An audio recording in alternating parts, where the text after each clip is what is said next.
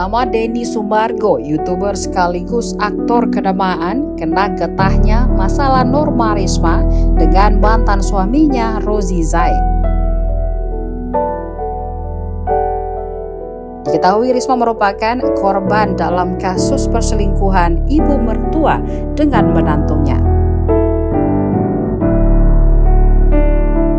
Rozi Zai melaporkan Denny karena menghadirkan Norma Risma dalam acara podcast miliknya.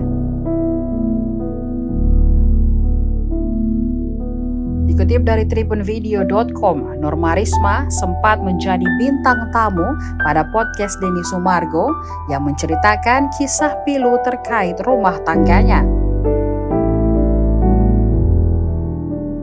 Kala itu Norma menceritakan mantan suaminya yang selingkuh dengan ibunya sendiri.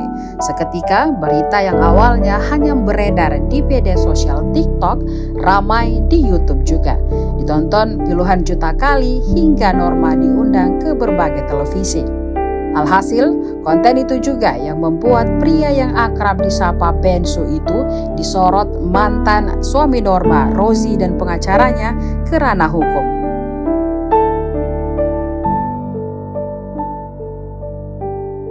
Ia merasa disurutkan di dalam konten Denny Sumargo dan Norma Risma. Saat dikonfirmasi, Denny Sumargo kemudian menceritakan momen di balik layar program tersebut. Densu menegaskan tidak memaksa mantan istri Rozi itu untuk membuat konten bersamanya. Ia justru menyebut tidak sama sekali mengundang Norma Risma untuk menjadi bintang tamu. Namun pihak Norma lah yang meminta untuk diwawancarai dalam podcast Denny Sumargo guna menceritakan semua permasalahannya. Denny sendiri pun mengaku tak mau ambil pusing dan menanggapi lebih lanjut terkait hal tersebut. Sebelumnya diberitakan bahwa Rozi melalui kuasa hukumnya Jumadi telah melaporkan Denny Sumargo ke Polda Banten. Laporan itu terkait kasus dugaan melanggar Undang-Undang ITE atas konten sang aktor. Namun, Kabid Humas Polda Banten, Kombes Sinto Silitonga, membantah adanya laporan polisi yang ditujukan Rozi kepada Denny Sumargo.